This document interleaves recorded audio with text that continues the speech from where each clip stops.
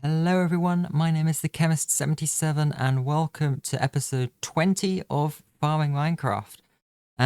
Today, we are not starting off in our little starter house as normal. That's the wrong button. We are starting out in our big glass disc in the end, and as you will have seen just behind me, it is because we're finally putting something here. So, earlier, or in an earlier episode, I just briefly showed this off and saying that our plan out here is to have all sorts of different farms dotted around. And today we're putting our first one in.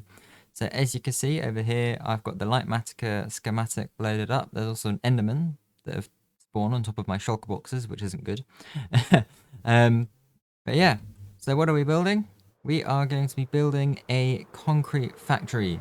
So in a previous episode, I built a gravity block duper, so we now have infinite concrete, and I've actually got that running at the minute, just loading some more up.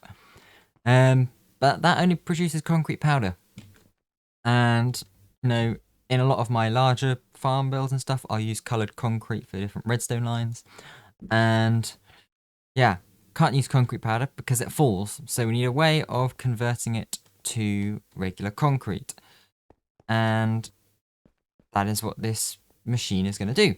So if I pop in free cam looking down so I don't... Actually, hang on a second. Let me deal with these Endermen first.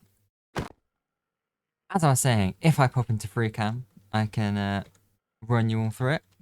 So this is where we're going to stand. We're going to place concrete here, and this zero ticks this piston here. So this is going to be really fast, and it's just going to push all the concrete powder along this way. Now what we have here is a waterlogged spruce leaf. And what that does is that will convert the concrete powder to concrete. So when a concrete powder block comes into contact with any sort of water block, so whether it is just water or anything that's waterlogged, it will convert into like a physical concrete block. And so all that's going to happen is it's going to get pushed this way into this piston, which is also zero ticked. And then it gets pushed into this blast chamber. Now, this is a design by Iceberg Lettuce. Really cool YouTuber, does some really fun farms. I can't remember if he's done a video just on this TNT duper. Where I got it from was his mangrove tree farm design. So if there isn't a video just on this, then I will link mangrove farm design. And yeah, so what this does is it just splits the block stream into two, and it gets sent along here, pushed down, and then every so often we get a signal from this wall which sets off this TNT duper.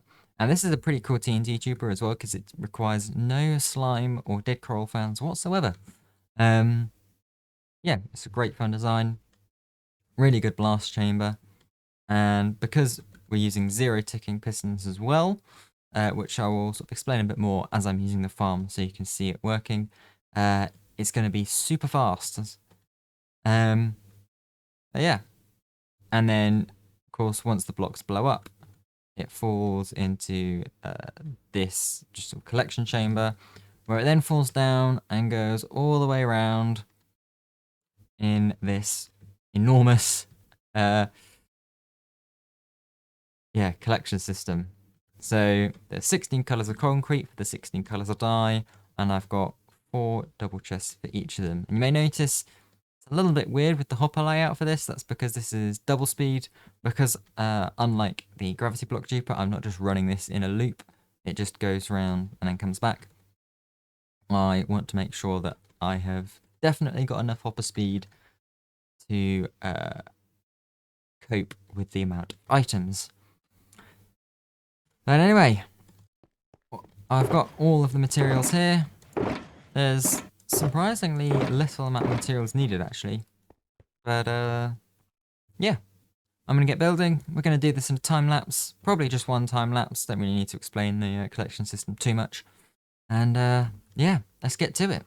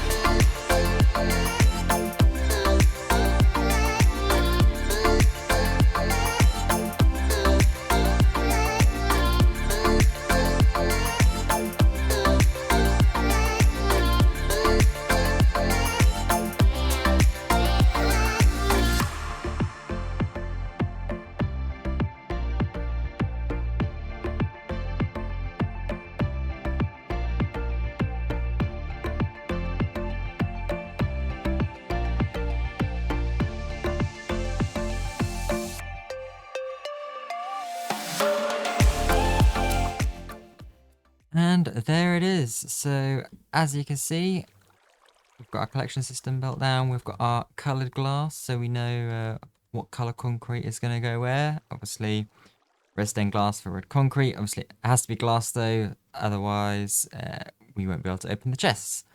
And we've got our sort of collection and distribution system, I guess, all the way along and round.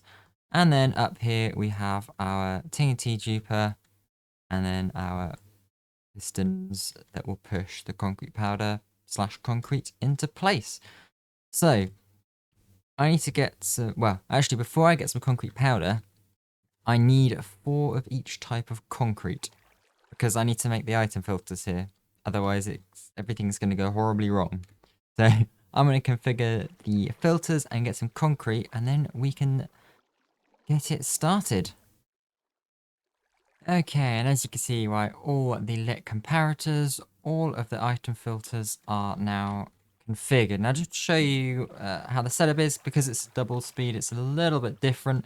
You actually have 2 filters almost. So we have a standard filter here, which is basically the same as you would expect. Normally there would be 41 here. I've just used 1 and it'll fill up as I use the farm. Now you'll notice these 6 say filler 2. That is because if I look in the hopper underneath, there is filler 1. Now, if you don't want to rename a bunch of items, then you can just use different items. I think in the past I've used like sticks in 1, and then firework rockets up here. But yeah, so I'm using renamed items just because renaming items is always just a little bit safer. Yeah, and the other thing you'll notice is there is a full stack of items in this bottom, and that's because if I take this one out, yeah, because this hopper is able to pull stuff from the top here, or rather this hopper is able to push down, this hopper needs to be completely full. And then basically as the hoppers come through here, this will unlock and everything will go through the whole system. And everything will end up in this bottle chest and then this chest here once everything is full. So we are now ready to test this out. All the filters have been set up. Everything's been built. Collection system, our pistons, and our TNT duper. And I forgot to bring some concrete with me. So yeah, I'm going to go get some concrete and then we can test the farm out. Okay, so I've got a shulker box of white concrete powder. Now what I'm going to do is I'm going to put a few stacks in this side and a few stacks in this side. What this is going to do is automatically feed us concrete powder as we use it. And I'm just going to leave just a little bit in my inventory, obviously, that I can physically place. So I'm going to come in here, close the door. I'm going to aim basically at this piston. And you'll see there, for every one that I place, I get one that's popped out there. And you can see here, as it passes next to this waterlogged leaf block, it converts into concrete. Now I can do this if I hold this down, you can see that it goes really fast. Now if I come out into free cam, I can still input and we can just see a bit better how it works. So I'm just holding down right click and you can see that I'm placing blocks here and it's now just coming in here. And you can see that we are slowly duping TNT. So as blocks reach this wall, an observer detects the wall merging, which will periodically place this observer up and down, which periodically places this observer across, which periodically powers this TNT duper. And as we can see, it can just keep up with the speed that the blocks are coming in. Now, how do the blocks come in so fast? Well, that is utilizing zero ticking.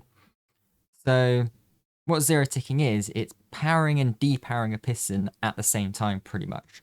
So when I place a block on top of this redstone torch here, it gets powered. Now that then powers this redstone dust, which powers this block here, which powers this piston.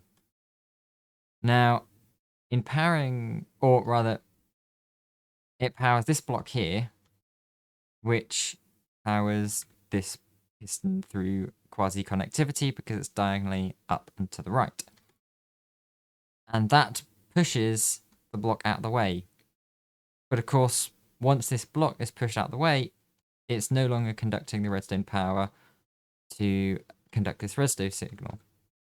Which means that as soon as this redstone line is powered, which is when the block is placed, the block is then moved, so it unpowers it. And that is this whole, powering, depowering in the same game tick. And now this piston here, you'll notice as I'm doing this is just constantly firing. It's doing basically the same thing, zero ticking. However, it needs to be here because what it's doing is providing an update to this piston to fire and retract again. So that's basically how that works. Yeah,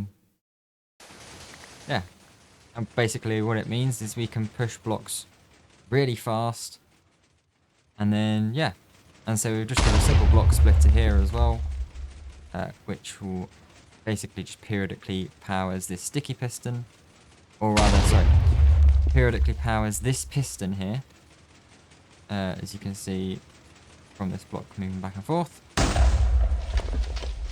So what's happening here is this sticky piston is also getting zero ticked because it's taken the block output from here, and basically it means essentially every other tick it is splitting this redstone line. So every other tick this piston is firing, which splits the block stream in two. So one block gets pushed that way, the other one slips through. One block gets pushed that way, the other block slips through. And then it works just like so.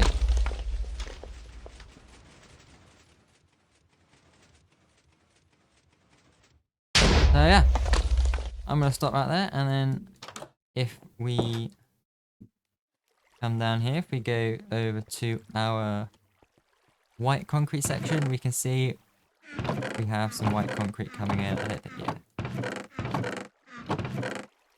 going up the first, and then a little bit of the second, and they should be empty because the hoppers are pulling out of it. And this is going to be very useful for some of the larger farms that I've got coming up, where, as I said before, I like to use different color concrete for different redstone lines. If any of you have watched Tango Tech on YouTube, you'll know what I'm on about. If you've seen his Decked Out 2 videos, when he's doing all the wiring up, he's got loads of different colored bus lines. And it's just easy so you can keep track of what redstone line is controlling what. And you can see you get through this stuff quite quickly. I mean, we're doing pretty well. And of course, this ends up quite a lot of concrete getting stuck in here, but if you just use other colors of concrete, you can, excuse me, there we go. You can fill it out quite well.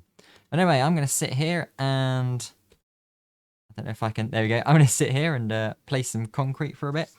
And I will see you in the next episode. Thank you very much for watching, and goodbye.